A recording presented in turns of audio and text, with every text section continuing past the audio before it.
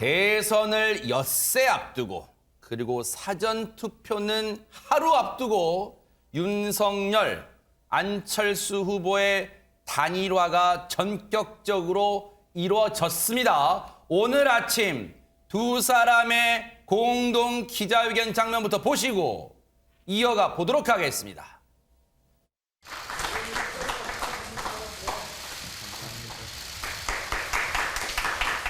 저 안철수는 윤석열 후보를 지지하기로 했습니다. 저 윤석열은 안철수 후보의 뜻을 받아 반드시 승리하여 함께 성공적인 국민 통합 정부를 반드시 만들고 성공시키겠습니다.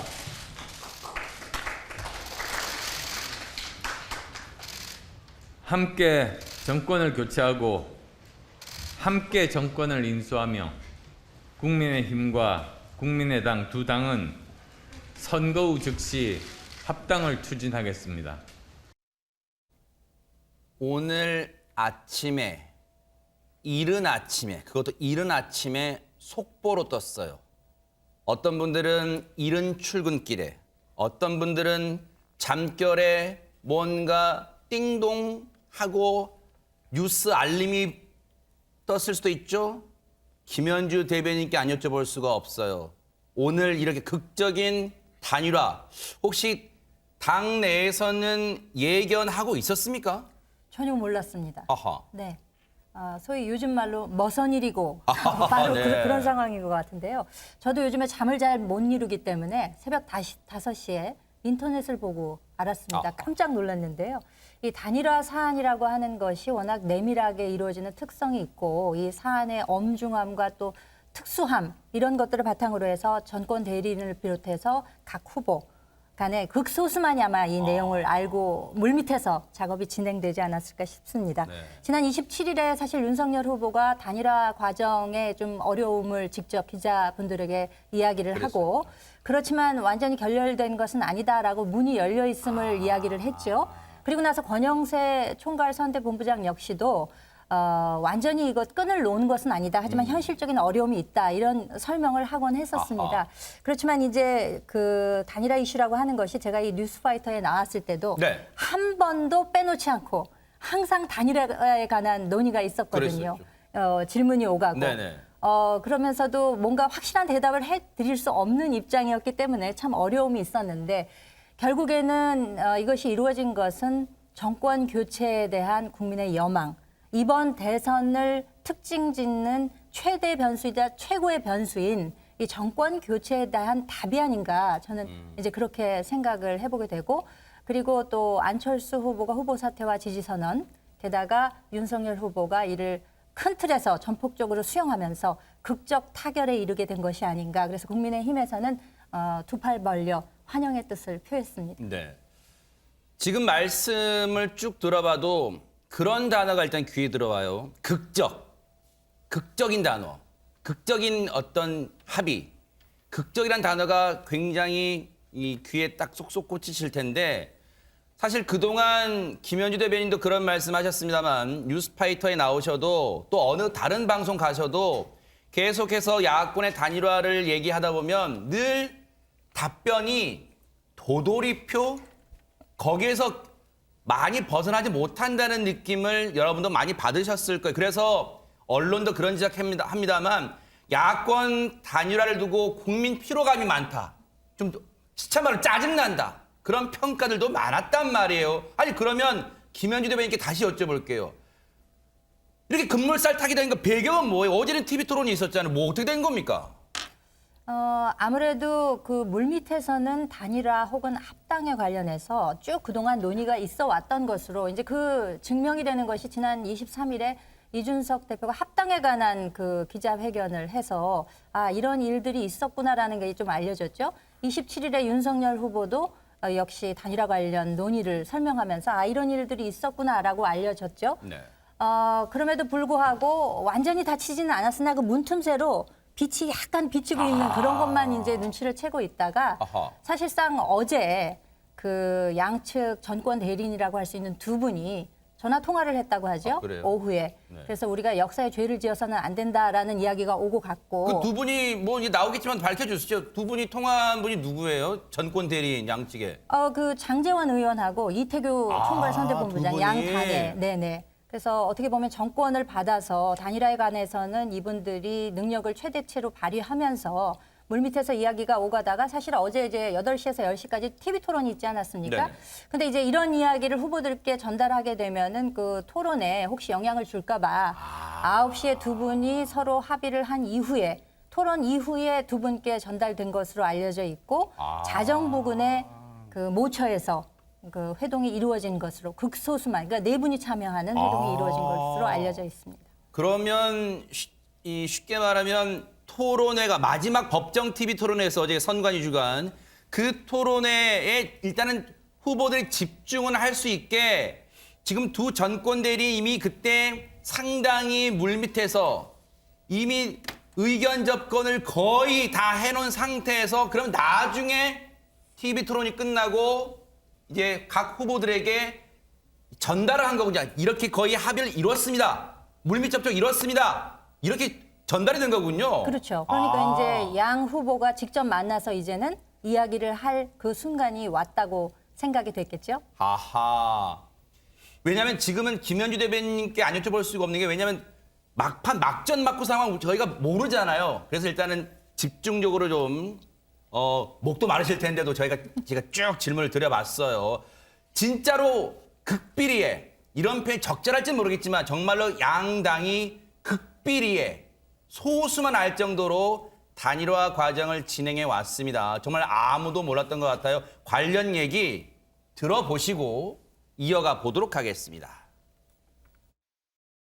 그러니까 이제 후보 입장에서는 토론 끝날 때까지도 확신을 못하고 있었고 12시 넘어서도 모르다가 12시 반에서 1시 사이에 방향을 바꿔라. 이제 차로 이동하고 있었을 거 아닙니까? 네, 방향을 바꿔서 이제 안 후보랑 만나러 간 거더라고요. 그 강남 모처가 장제원 의원 매형 집이라고 하더라고요. 두 분이 이 카이스트 있을 때 옆방이었대요. 그 안철수 그 재단 동그라미 재단인가 있는데 거기 뭐 이사장도 하고 아주 막역한 사이고. 우리가 또 몰랐던 얘기들이 계속해서 막전 막후 얘기 지금 또 하태경 의원을 통해서 나오고 있는데 요 얘기는 자기가 잠시 도 해보고요.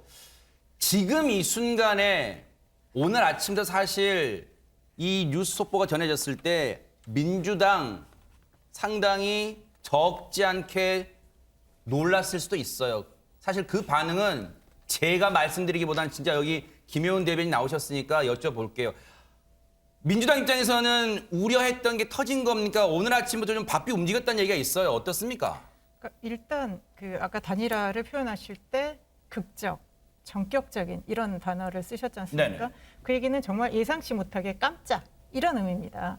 그러면 이전에는 뭔가 이렇게 깜짝을 얘기하거나 그러면 국민들이 놀랍고 그런가 하고 이해를 하는데 저는 이제 국민들이 정치 과정에서의 전격적인 어떤 위의 사람들끼리 뭔가를 합의하고 그거를 여러분들은 나를 지지하니까 그냥 따라라 하는 저는 이제 그런 방식은 좀 국민들한테 이제는 좀 불편하게 한다. 그러니까 우리가 뭐 안 기자님 계시지만 뭐 톱 배우들이 뭐 전격 결혼 발표 이런 거는 깜짝 놀라면서도 굉장히 뭐 잘 어울린다. 좋다. 이렇게 할 수 있는데 과연 지금 대선을 일주일도 안 남은 상태에서 단일화가 전격적으로 이루어졌단 말입니다. 그리고 이 단일화의 성사는 사실 국민들이 좀 어떻게 보면 예상하지 못한 지금 그렇게 됐거든요. 그러니까 물론 이제 단일화에 그 한 3번의 어떤 그 고비가 있다고 했었습니다. 2월 중순에 그렇죠. 이제 그 후보 등록 전에 그때 이제 안철수 후보가 먼저 단일 제안을 했고 그리고 지난주에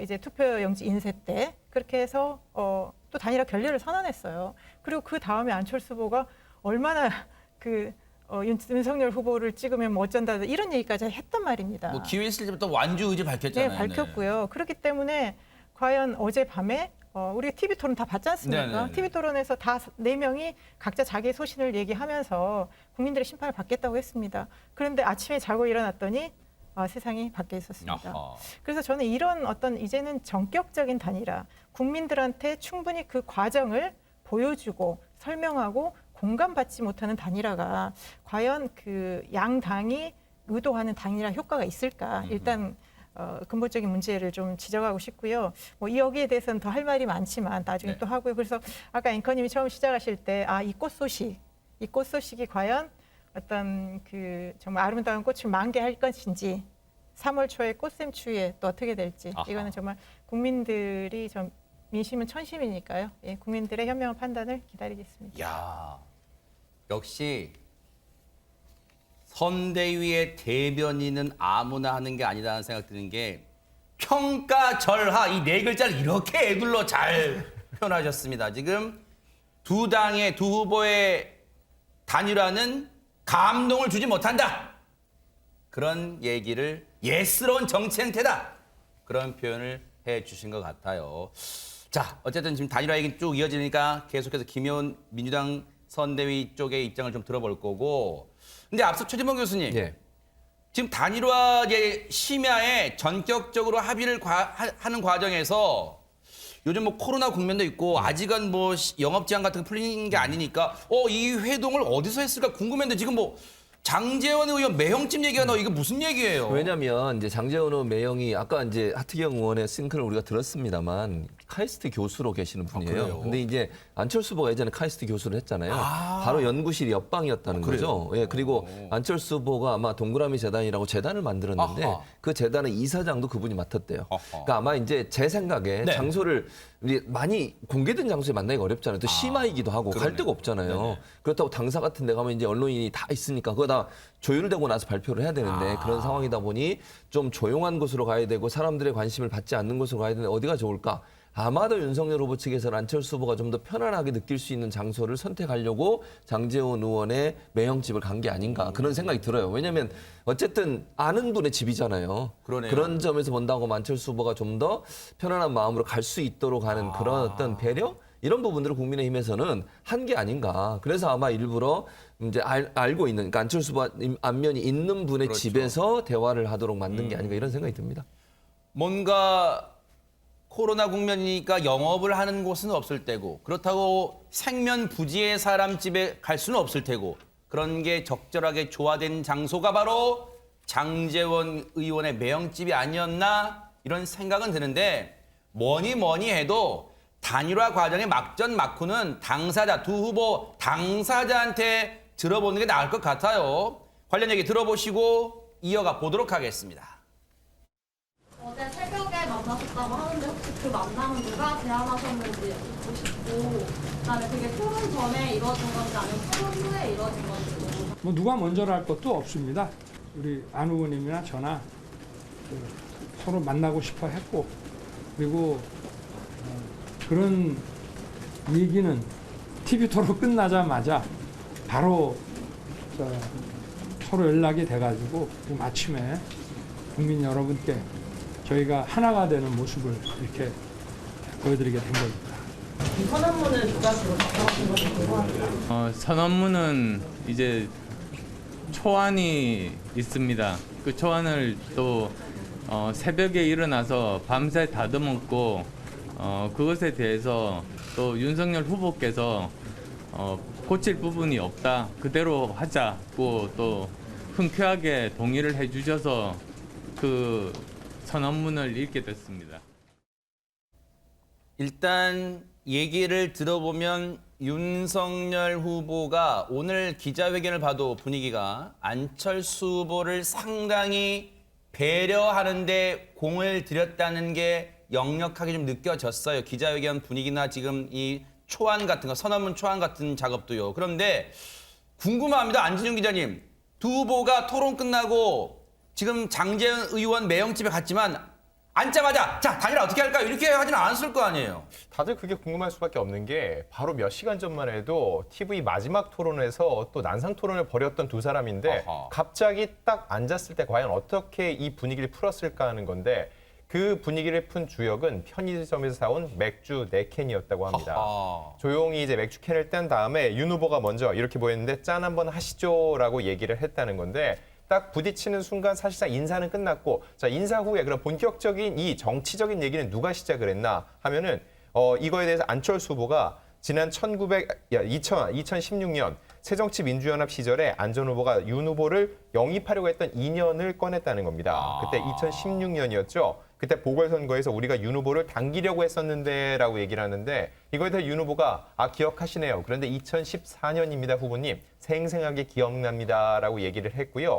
이후에 이 사실상 서로 어느 정도 탐색전은 끝난 겁니다. 그때부터 본격적인 이야기가 시작이 됐는데 윤 후보가 준비해온 공동정부 구상을 본격적으로 설명하기 시작을 했고 이 과정에서 안전 후보는 신뢰 그리고 윤 후보는 운명 공동체를 키워드로 언급을 하면서 결과적으로 안 후보님 말씀은 뭐든 존중하고 듣겠다라고 하면서 양측이 전격적으로 타결하게 됐다는 겁니다. 근데요, 저걸 보면, 저 상황을 보면 사람 사는 세상이 참 똑같다. 다 똑같다. 대선 후보라 하더라도 뭔가 어색한 분위기를 처음에 풀 때는 제일 좋은 게 과거 얘기. 우리 그때 그랬잖아요. 우리 그때 막 이런 적도 많았죠. 좋은 적도 많았죠. 이런 걸로 풀어가는 화법, 이 화술 같은 것도 대선 후보라고 다를 건 없을 것 같아요. 그런데 김현주 대변인 그렇다 하더라도 저렇게 내내 화기애애한 얘기, 과거 얘기만 했을 건 아니잖아요. 뭔가 그동안 쌓였던 앙금도 솔직히 속내를 털어놨을 거 아닙니까? 글쎄요. 앙금까지 풀 시간이 있었을까, 그런 분위기가 됐을까에는 조금 의문이 가긴 합니다. 사실 이 단일화를 놓고 어떤 방식으로 할 것이냐에 대해서 많은 논의가 그동안 있지 않았습니까? 그럼에도 불구하고 윤 후보 같은 경우에는 차 한 잔 마시는 10분이면 된다라는 이야기를 한 바도 있습니다. 그 얘기는 뭐냐면 단일화에 관해서는 의지가 제일 중요하고 그것이 어떻게 수용되는가가 중요하다라는 뜻이었을 거로 생각이 되고 그것이 이제 이루어졌다, 실제로. 그렇게 생각이 됩니다. 뭐 민주당 측에서는 전격적이다, 극적이다라는 것에 대해서 이제 그 의미를 상당히 좀 폄하하시는 말씀을 하셨는데 뭐 사실상 민주당도 그 러브콜을 보낸 입장에서는 어떻게 보면은 저희보다 더 적극적인 입장이지 않았습니까? 일요일에 긴급 의총을 여셔서 뭐 여러 가지 방안들도 마련하고 하셨는데 그럼에도 불구하고 남이 하면 야합이고 내가 하면 통합이다. 이거 뭐 단일화를 놓고도 상당히 내로남불적 DNA를 보여주시는 것이 아닌가라는 생각입니다.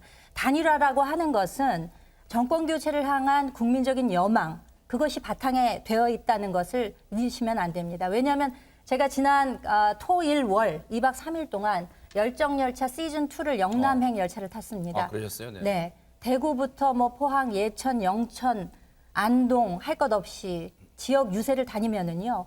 그 특히 지지자분들을 중심으로 해서는 단일화 어떻게 해 하시면서 굉장히 그 의견들을 많이 저한테까지 토로를 하세요. 그런 면에서 보면 정권 교체와 단일화라고 하는 것은 어떻게 보면 같은 입장에 있는 그런 단어가 아니었나 생각이 되고 그런 면에서 후보들 간의 어떤 결단 그리고 서로 간의 의견을 합치시키면서 이런 좋은 결과를 얻게 된 것은 큰 틀에서 합의를 이룬 것은 상당한 의미가 있다. 이번 대선판에서 제일 큰 의미가 있는 그런 장면이 아닌가 저는 그렇게 생각합니다.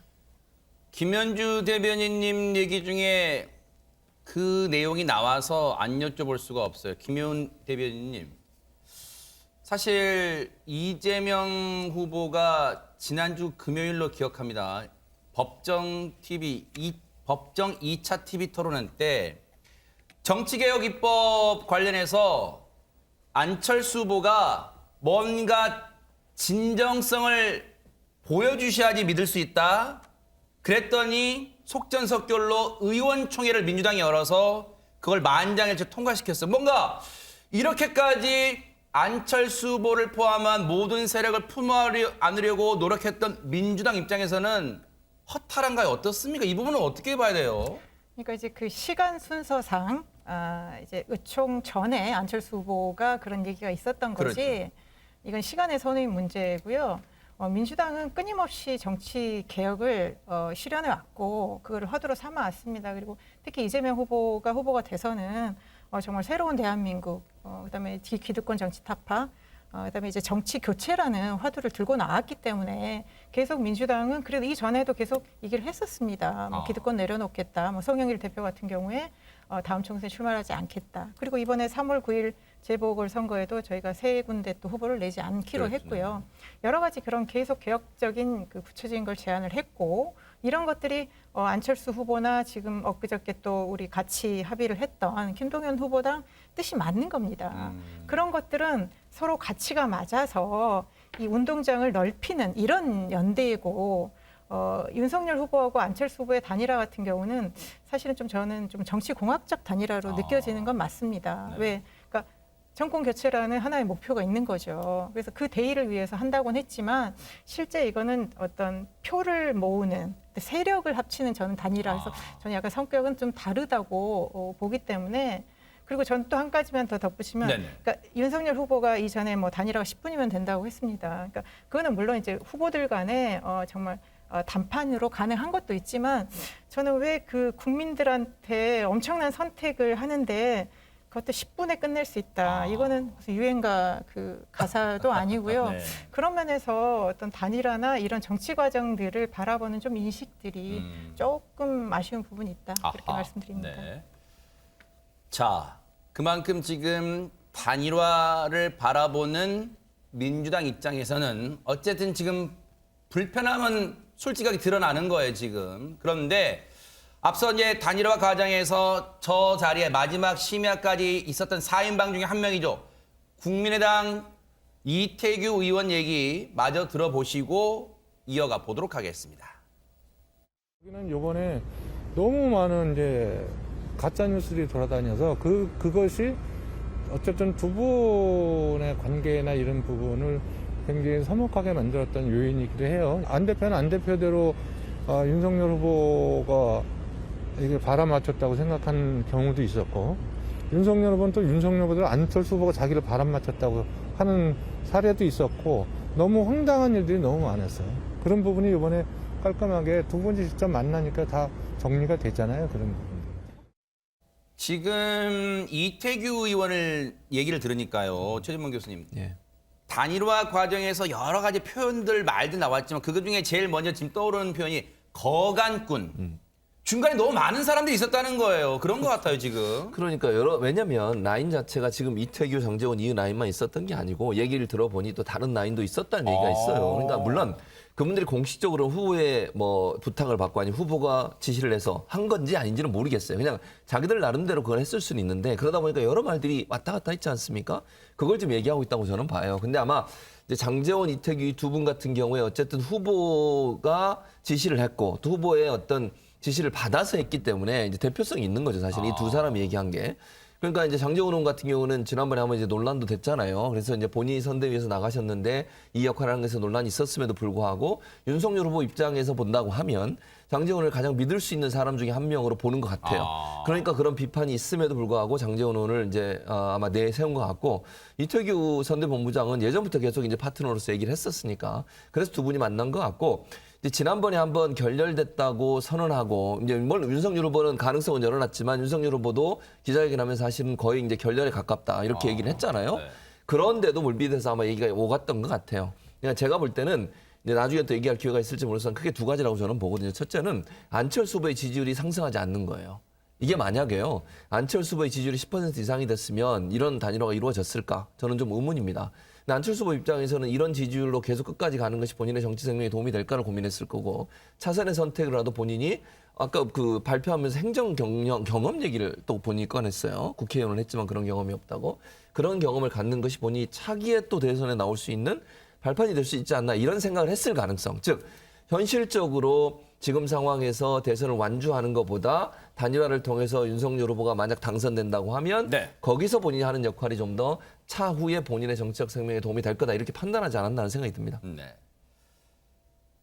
한쪽에서는 1 더하기 1이 2가 아닌 3이나 4가 될 수 있다고 확신하고 그쪽을 바라보는 다른 쪽에서는 1 더하기 1이 2조차도 안 될 수 있다고 생각을 한 것 같습니다. 그런데 오늘 야권 후보 단일화가 성사되기까지 자 오늘까지는 호칭을 안철수 전 대선 후보로 하겠습니다.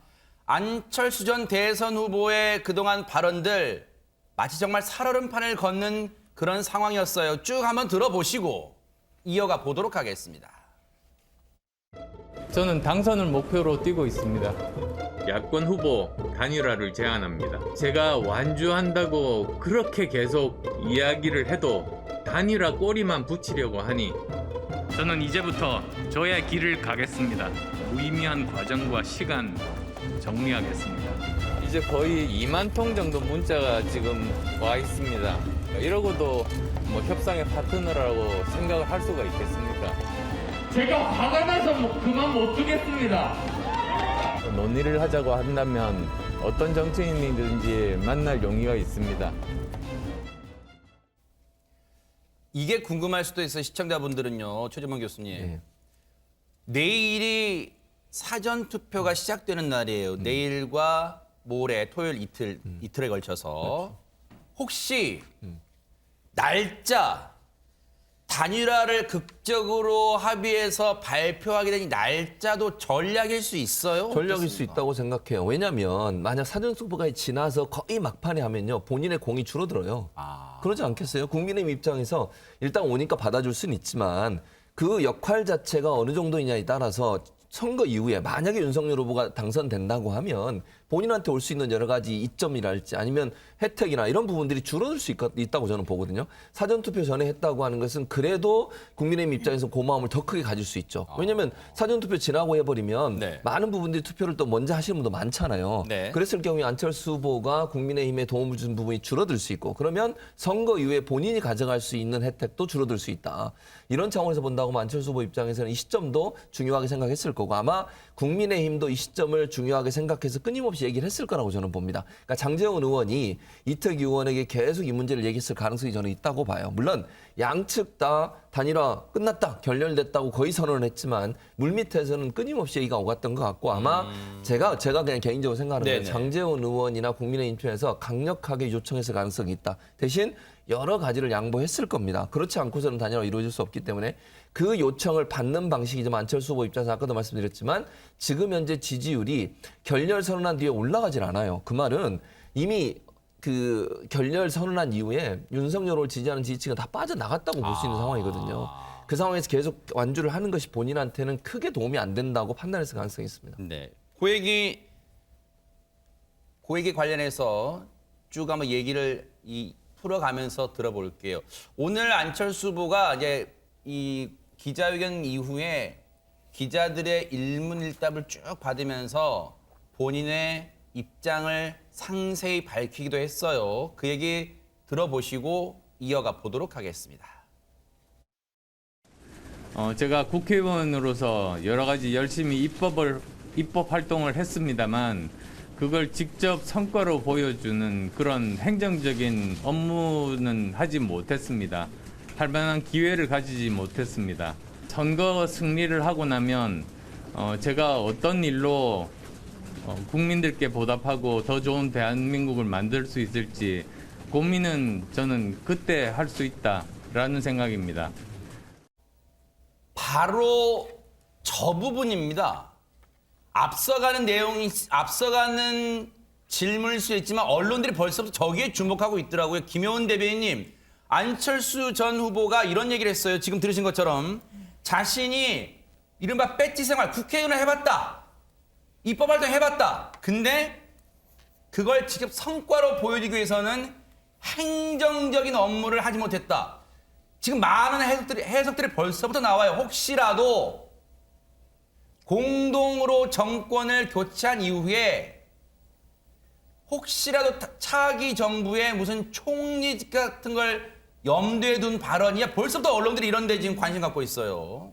그러니까 오늘 이제 그 합의문을 보면 아마 이제 안철수 후보, 그러니까 국민통합정부를 하겠다고 해서 이제 5개 이제 그 키워드를 내놨습니다.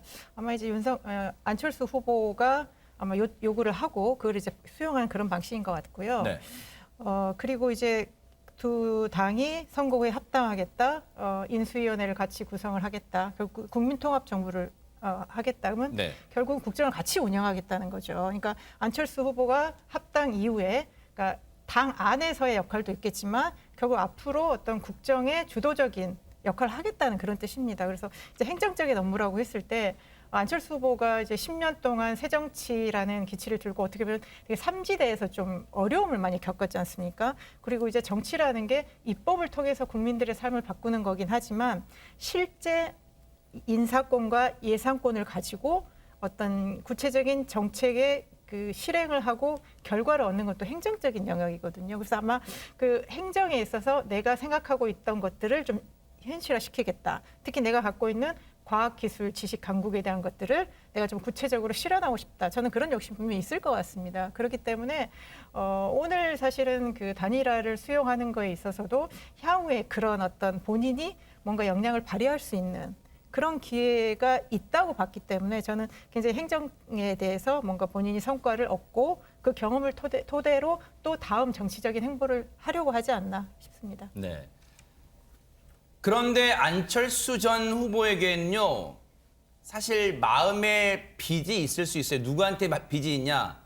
그래도 지금까지 묵묵히 꿋꿋하게 자신을 지지해줬던 유권자들한테 마음에 빚이 있을 거 아니에요, 안진용 기자님. 네, 아무래도 앞선 여러 선거에서 중도하차한 사례가 많았기 때문인데요. 안 전 후보가 지난 10여 년의 정치 인생에서 이렇게 선거 도중 중도 사퇴한 건 이번이 4번째입니다. 그 처음은 지난 2011년으로 거슬러 올라가거든요.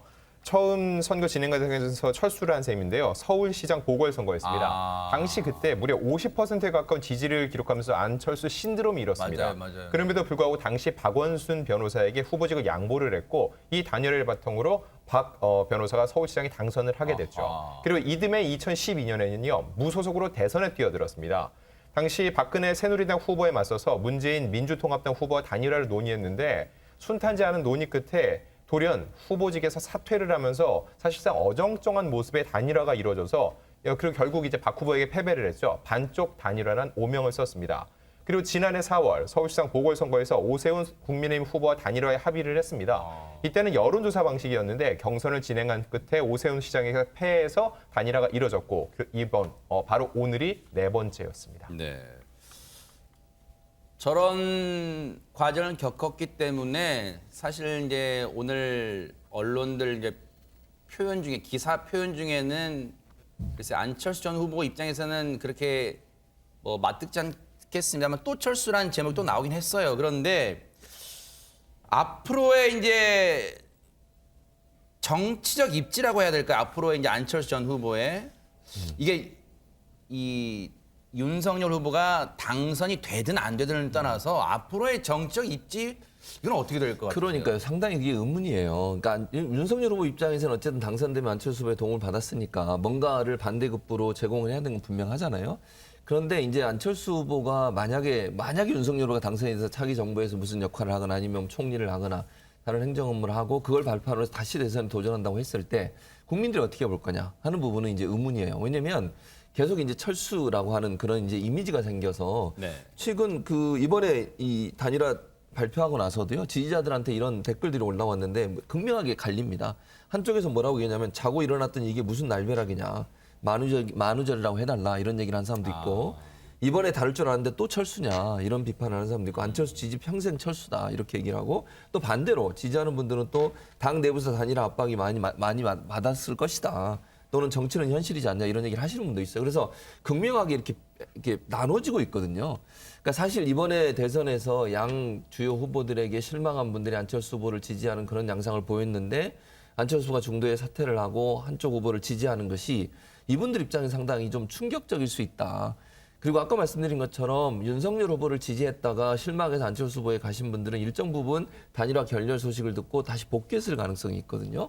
그래서 안철수 후보를 지지했던, 그러니까 지금 지지율에 잡히고 있는 그 퍼센테이지가 그대로 윤석열 후보에 간다라고는 볼 수 없을 것 같고 좀 분리가 될 것 같고요. 또는 아예 투표를 포기하는 경우도 있지 않을까 이런 생각도 듭니다. 사실 안철수 후보가 제가 정확한 시점은 기억이 안 납니다만 갤럽 조사 때 2주 연속 15%까지 이제 기록한 바가 있잖아요. 이제 그랬던 안철수 후보였기에 많은 지지를 해줬던 유권자들이 이런 이 반응을 내놓고 있는 상황입니다. 이제 안철수 전 대선 후보 입장에서는요, 윤석열 후보의 당선을 위해서 이제 열심히 노력을 하는 과제가 남게 됐어요. 그런데 그 과제를 수행하는 과정에서 뭔가 껄끄러웠던 이 사람과의 관계도 풀어야 될까요? 무슨 얘기인지 영상으로 먼저 만나보시고 이어가 보도록 하겠습니다. 이준석 국민의힘 대표로부터 모욕적이랄지 신경 쓸 수 있는 표현들도 들으셨고 했는데 앙금은 지금 남아있지 않으신 상태인지. 저는 별로 관심 없는 이야기에는 귀를 기울이지 않습니다. 그래서 그 사람이 어떤 말을 했는지는 저는 잘 모릅니다. 나중에 좀 알려주십시오. 아니 저는 먼저 다가와서 제가 인사를 하지 않았습니까, 제가. 예. 저는 껄끄러운 거 없습니다. 이준석 대표께서 바른미래당 때 좀 이제 국민의당과 바른정당 출신 간의 갈등 속에서 아마 언젠간 저에게 속 터놓고 하실 말씀이 좀 있을 수는 있겠지만 그건 뭐 저는 뭐 여유를 갖고 봅니다, 항상. 당대표 되고 나서 가장 먼저 한 일이 상계동에서 안철수 대표 만난 거였거든요. 예, 근데 그때 아주 속 시원하게 말씀 안 해주시던데 어쨌든 언젠가는 그렇게 하실 거 알고 있습니다. 허주현 변호사님.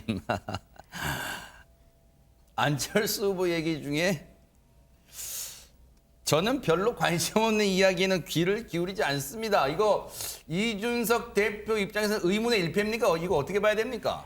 글쎄요. 의문의 일패 같기도 한데요. 일단 이준석 대표 저도 이번 단일화 뉴스 보고 이준석 대표의 반응이 정말 궁금했었어요.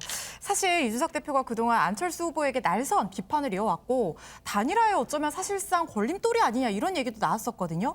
그리고 이준석 대표가 제시했던 단일화 방식이 바로 합당을 전제로 하는 방식이었잖아요.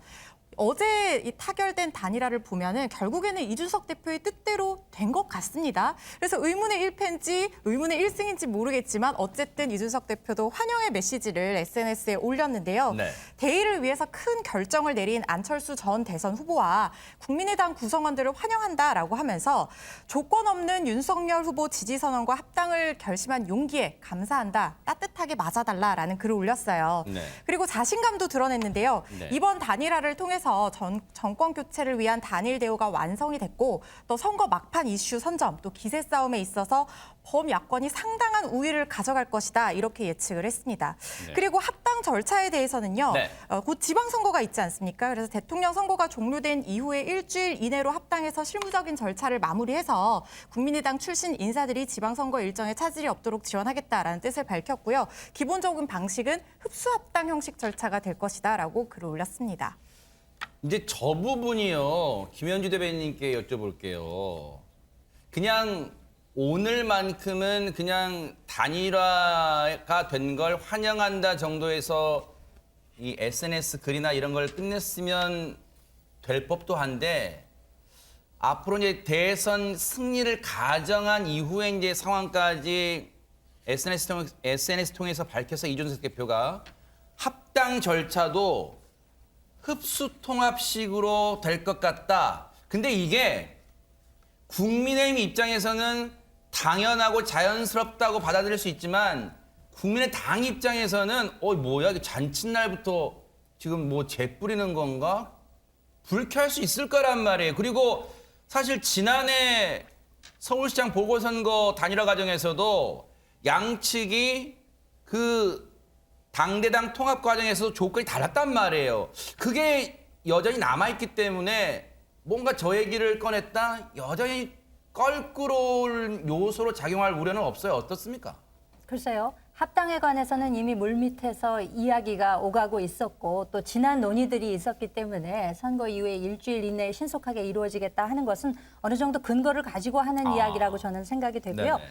그리고 이처럼 후보 사퇴와 지지 선언을 할 경우에 안철수 전 후보와 그리고 국민의당에 대해서 그에 합당한 예우를 하는 것은 당연하다라고 여러 차례 강조한 바가 있습니다.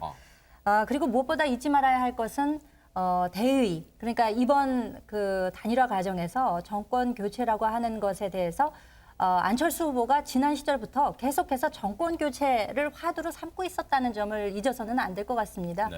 뭐 사실 지금 김효은 대변인께서도 뭐 민주당이 정치 개혁을 해 오셨다고 말씀은 하셨으나 과연 지난 5년간 민주당이 이룬 정치 개혁이 무엇인가 하고 되돌아보면 저는 뭐 국회에서 상임위원장 독식한다든지 야당과의 협치도 안 되고 그리고 33인의 장관급 인사에 있어서 청문회 보고서 채택 안 하고 그냥 밀어붙인 여러 가지 것들 이런 것들을 국민 여러분들이 지켜보시고 나서 그것이 정권 교체의 열망으로 이어진 것이기 때문에 이에 관해서 한 목소리를 내고 있던 안철수 후보가 오늘 이런 단일화를 이룬 것은 하루 이틀에 된 것이 아니다라는 점을 지적하고 싶고요.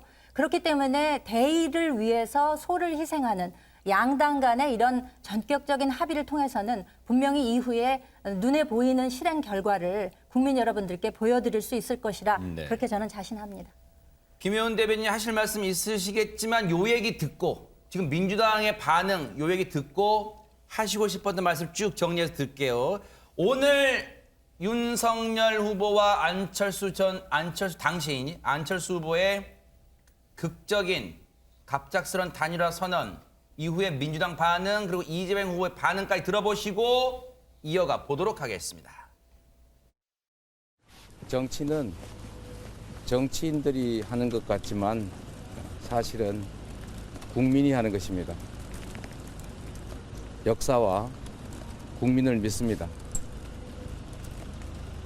민생, 경제, 평화, 통합의 길을 꿋꿋하게 걸어가겠습니다. 새벽에 갑자기 이루어진 윤석열, 안철수 두 후보의 단일화는 자리 나눠먹기형 야합으로 규정합니다.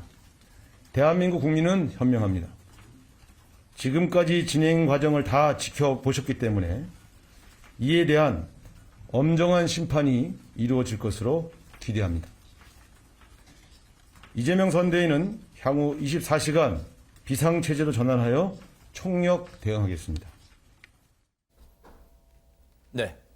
어찌 보면 당연할 수도 있습니다만 오늘부터 24시간 비상체제로 대응한다. 선대위를 풀 가동한다. 그런 얘기를 했어요. 근데 그 앞서 들은 얘기 중에 김효은 대변인님, 두 후보의 단일화를 자리 나눠먹기형 야합으로 규정했습니다. 그 근거, 판단 근거는 뭘지도 궁금합니다. 그러니까 이제 단일화가 어쨌든 전격적으로 이루어졌지 않습니까? 아까도 말씀드렸지만 어젯밤에 10시까지 우리가 TV 토론 봤습니다. 그런데 오늘 아침에 눈 뜨고 일어났더니 갑자기 단일화를 한다고 했습니다. 저는 민주당 사람들만 황당한 게 아니라 상당한 많은 국민들이 지금 어떤 국면일까 이렇게 저 의아했을 거라고 봅니다. 그리고 물론 이제 이번에 정권 교체 여론이 좀 높아서 이제 국민들이 정권 교체 뭐 얘기를 많이 하고 이제 윤석열 후보 같은 경우 굉장히 어쨌든 정권 교체 말고는 사실 메시지가 뭐가 있나 싶을 정도로 어쨌든 정권 교체를 들고 나오고 있고 안철수 후보도 죄송합니다. 두 분이 벌써 단일을 하니까 제가 이름까지 지금 합쳐버렸네요. 예, 안철수 후보도 그렇게 나왔습니다. 그러니까 물론 좋습니다. 그런데 그러면 정권 교체를 그러니까 정권 교체 이후에 대한민국이 좀 어떻게 갈 것인가 사실 구체적인 걸 보여줬어야 했거든요. 근데 윤석열 후보 같은 경우는 무조건 현 정부가 뭐 부패하다, 무능하다, 이렇다, 공정상식, 법치주의 얘기를 했지만 그간 윤석열 후보의 어떤 주변의 여러 가지 의혹들을 보면 과연 저분이 공정과 상식의 대한민국을 끌고 갈 수 있을 것인가에 대한 의문도 있었고요. 물론 정치 신인을 강조를 하시지만 과연 앞으로 이 대한민국 진짜 선진국 문턱에 진입한 대한민국을 잘 끌고 갈 수 있을까 그런 의문이 있는 상태였기 때문에 과연 두 분이 정권 교체라는 하나의 목표는 같지만 그 목표가 결국 내용이 같았는가 특히 이제 안철수 후보가 그동안에 새정치를 얘기하면서 다당제로 가야 된다 양당의 구조를 비판을 했습니다. 그런데 결국은 양당 체제로 들어갔거든요. 그렇기 때문에 민주당 입장에서는 아니 단일화에 이 명분도 없고 과정도 국민들한테 설명하지 않은 그건 당연히 사후를 보장하기 위한 벌써 이제 합당 얘기부터 나왔지 않습니까? 그렇기 때문에 국민들이 전혀 지지하지 않는 어떤 정권 교체의 야합이다라고 볼 수밖에 없습니다. 네. 그러다 보니까 정의당의 심상정 후보도 안철수 후보의 후보직 사퇴와 단일화를 안타까움과 비판을 함께 표출했습니다. 얘기 들어보시고 이어가 보도록 하겠습니다. 오늘 안철수 후보도 단일화를 통한 선거 중단을 결정했습니다. 양당 정치 종식과 다당제 정치를 소신으로 밝혀왔지만 결국 거대 정당 앞에 무릎을 꿇었습니다. 이번 대선에서 안철수 후보와 경쟁하고 협력하며 거대 양당을 넘어서는 정치 변화를 이뤄내기를 기대했던 저로서는 매우 안타깝고 유감스럽습니다.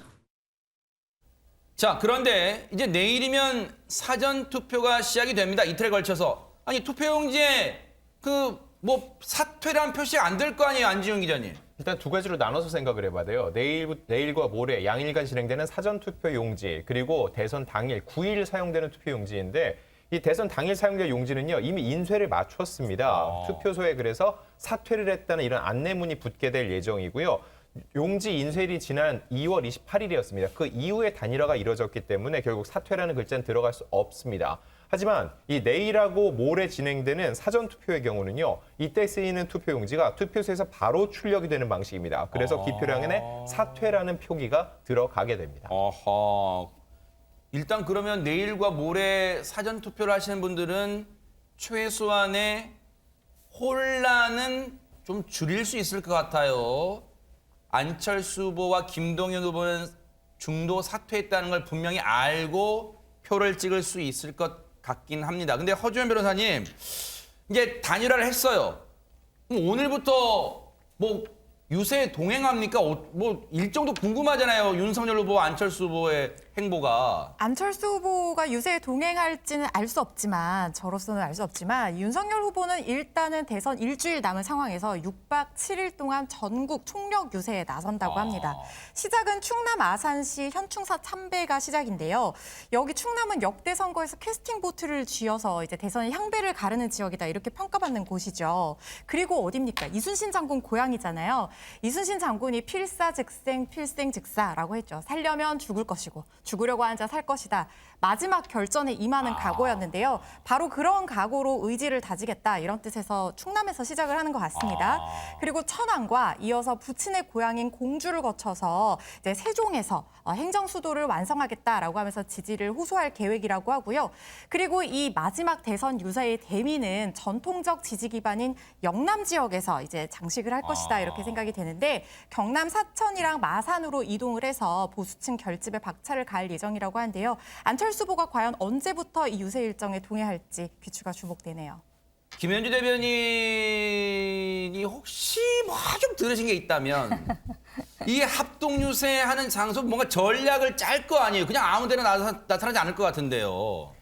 오늘 단일화가 결정이 되고 오전에 기자회견을 두 분이 하셨기 네. 때문에 사실상 안 후보 같은 경우에는 오늘 있었던 일정을 일단 전부 취소를 했고요. 중앙선관위에 후보 사퇴서를 제출을 하셨고 원래 윤 후보도 오늘 일정을 30분씩 전부 뒤로 수년을 했습니다. 방금 전에 이야기 들었던 것처럼 충남, 세종 그리고 영남 행이 결정이 되어 있었는데 그것이 이제 뒤로 밀려지면서 이제 내일 사실 부산에서 사전 투표를 하면서 이제 유세를 할 예정인데 이 안 후보의 고향이기도 하고 그렇기 때문에 두 분이 어떻게 그 단일화 이후에 같이 손잡는 모습을 보여줄 수 있을까라고 이제 기대는 하고 있습니다만 아직 확정된 바는 확인하지 못했습니다. 그렇군요. 어쨌든 그 모습도 국민의힘과 국민의당을 지지하셨던 분들은 또 관심 있게 지켜볼 것 같습니다.